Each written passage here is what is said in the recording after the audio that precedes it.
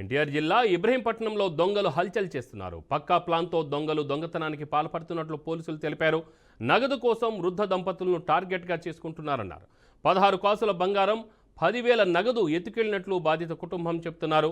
పగటిపూట రెక్కి నిర్వహించి రాత్రిపూట చోరీకి పాల్పడుతున్నట్లు పోలీసులు ప్రాథమికంగా అంచనా వేస్తున్నారు. చోరీలో 4 వ్యక్తులు ఉన్నట్లు సీసీ కెమెరాలో రికార్డయ్యాయి. పగటిపూట వ్యాపారాల పేరిట సంచరించే వ్యక్తుల పట్ల పోలీసులు నిఘా పెట్టాలని ప్రజలు విజ్ఞప్తి చేస్తున్నారు.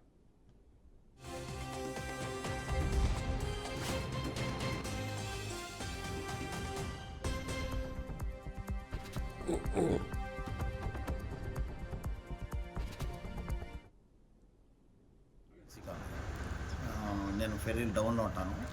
ఇప్పుడు ఉదయాన్నే నాన్నగారు అమ్మ పైన ఉంటారు. కింద ఆపరేషన్ చేయడం, అమ్మకి ఆపరేషన్ జరగడం వల్ల కింద ఉంటున్నాను. మన పోషణలోనే పైన తమ్ముడు ఉంటాడు. తమ్ముడు 2 days బ్యాక్ పని మీద వైజాగ్ వెళ్ళాడు.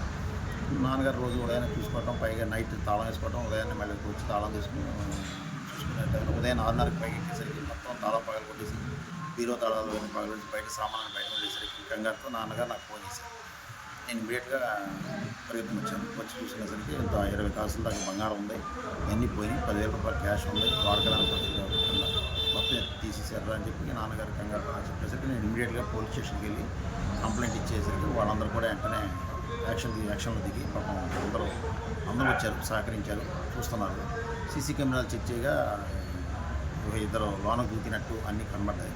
ఇప్పుడు వాళ్ళు స్టార్ట్ చేశారు. ఏం జరిగిందో చూడండి సార్. Ibrahimpatnam RTC colony. నేను ఫెర్రీ డౌన్లో ఉంటాను. ఇప్పుడు ఉదయాన్నే నాన్నగారు అమ్మ పైన ఉంటారు. కింద